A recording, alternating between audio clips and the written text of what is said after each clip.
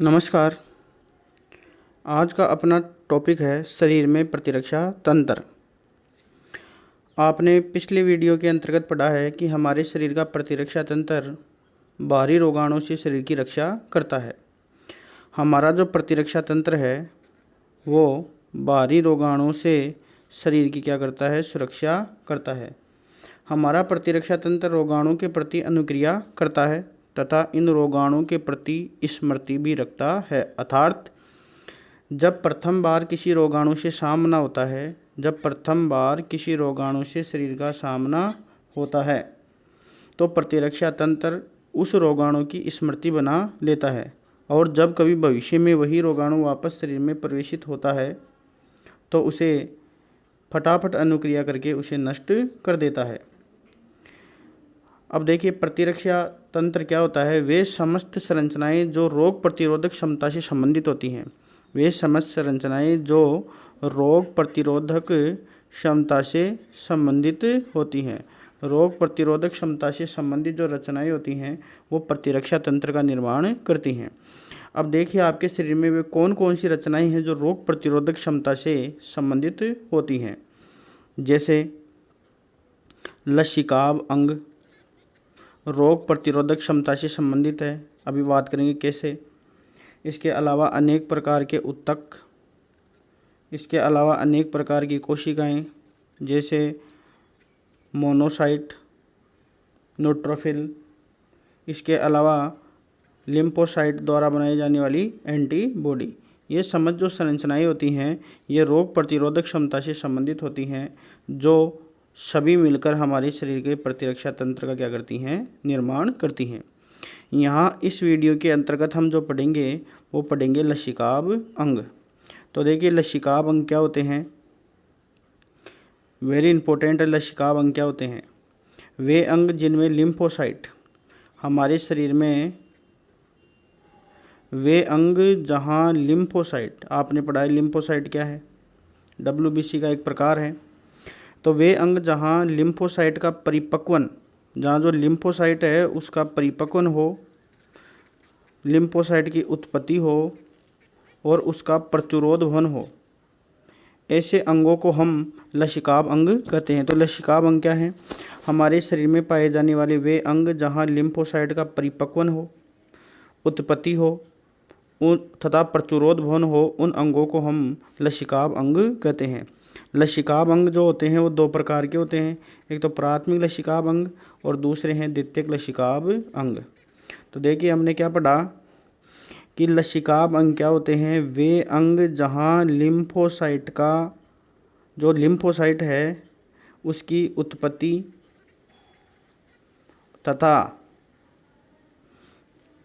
परिपक्वन हो, उन अंगों को हम लसिकाव अंग के नाम से जानते हैं।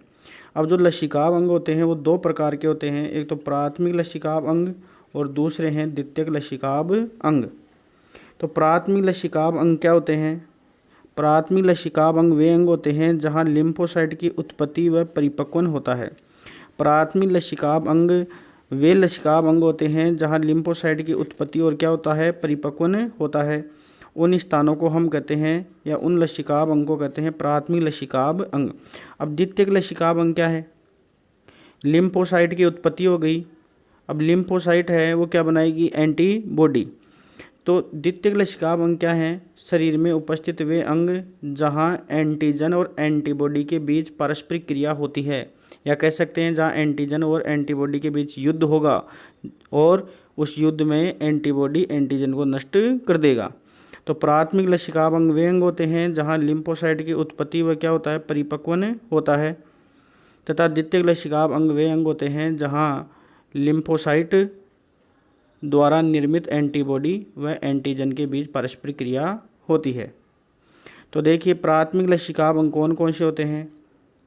ये वे अंग होते हैं जहाँ लिम्फोसाइट का निर्माण और परिपक्वन होता है, जैसे अस्थि, मज्जा और थाइमस। आपने पढ़ा है कि अस्थि मज्जा होता है जो बोन मेरो होता है, उससे RBC, WBC और प्लेटलेट्स का क्या होता है, निर्माण होता है। तो WBC का ही एक प्रकार कौन है, लिम्फोसाइट। तो प्राथमिक लसिकाव अंग क्या है, ये वे अंग होते हैं जहाँ लिम्फोसाइट का निर्माण और परिपक्वन होता है, जैसे अस्थिमज्जा है और थाइमस है। अभी हम इसकी एक एक की बात करेंगे।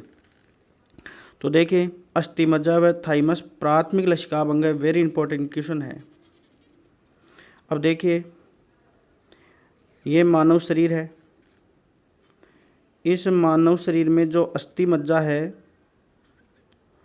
उस अस्थिमज्जा में या अस्थिमज्जा से क्या बनती हैं, लिम्फोसाइट।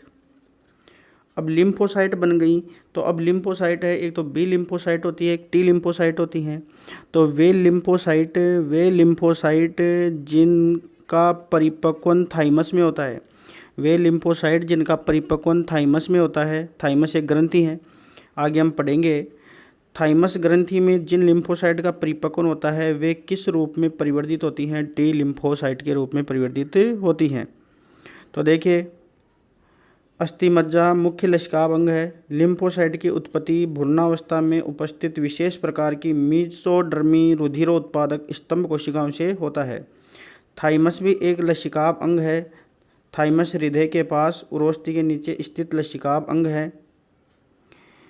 फिर देखिए, जन्म के समय यह अत्यधिक बड़ा होता है, बड़ी ग्रंथि होती है, लेकिन बढ़ती उम्र के साथ साथ इसका आकार घटता जाता है।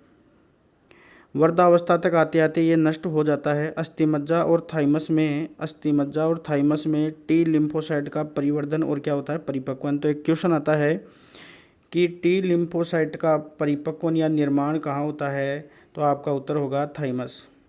या हम कह सकते हैं वे लिम्फोसाइट, अस्थिमज्जा से बनने वाली वे लिम्फोसाइट जिनका परिपक्वन थाइमस में होता है, वो टी लिम्फोसाइट के रूप में परिवर्तित होती हैं, और शेष बच गई वो बी लिम्फोसाइट के रूप में जानी जाती हैं। अब देखिए, द्वितीयक लसिकाभ अंग हैं, कौन से होते हैं? द्वितीयक लसिकाभ अंग क्या होते हैं?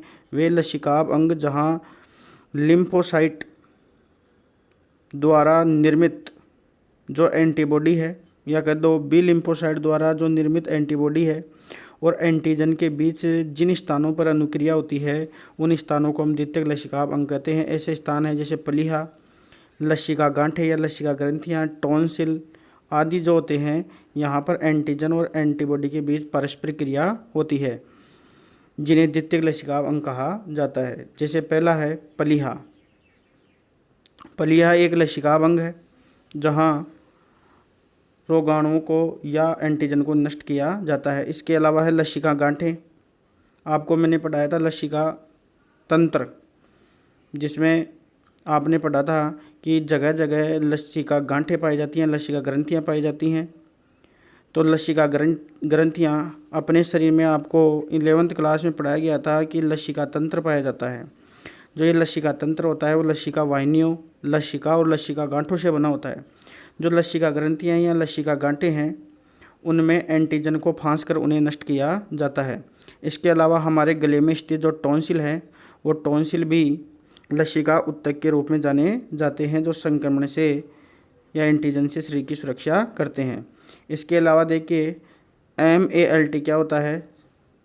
श्लेष्म आबद्ध लसिकाभ उत्तक क्या होते हैं? श्वसन, पाचन और मूत्र जनपथ के आस्तरों के भीतर लसिकाभ उत्तक स्थित होते हैं, जो श्लेष्म आबद्ध लसिकाभ उत्तक कहलाते हैं, जो मानव शरीर के लसिकाभ उत्तक का 50% होते हैं। तो देखिए, इस टॉपिक में क्या क्या क्वेश्चन बनते हैं। पहला क्वेश्चन है प्राथमिक लसिकाभ अंग है, तो आपको उदाहरण याद रखना है अस्थिमज्जा, जिसमें विभिन्न प्रकार की जो रक्त कणिकाएं हैं उनका निर्माण होता है, जिनमें से एक है लिम्फोसाइट। तो लिम्फोसाइट का निर्माण होता है। वेरी इंपॉर्टेंट क्वेश्चन है कि टी लिम्फोसाइट का परिपक्वन कहाँ होता है? वेरी इंपॉर्टेंट क्वेश्चन है, थाइमस में। फिर देखिए, द्वितीयक लसिकाभ अंग क्या होते हैं? जहाँ एंटीजन और एंटीबॉडी के बीच पारस्परिक क्रिया होती है, जहाँ एंटीजन को नष्ट किया जाता है, जैसे प्लीहा है, लसिका गांठें हैं, टॉन्सिल आदि हैं, ये द्वितीयक लसिकाभ अंग के रूप में जाने जाते हैं। तो वे समस्त संरचनाएं जो रोग प्रतिरोधक क्षमता से संबंधित होती हैं, वे सभी मिलकर हमारे शरीर का प्रतिरक्षा तंत्र का निर्माण करती हैं, जिनमें से एक प्रमुख है लसिका या लसिकाभ अंग, जो प्राथमिक लसिकाभ अंग और द्वितीयक लसिकाभ अंग के रूप में जाने जाते हैं। धन्यवाद।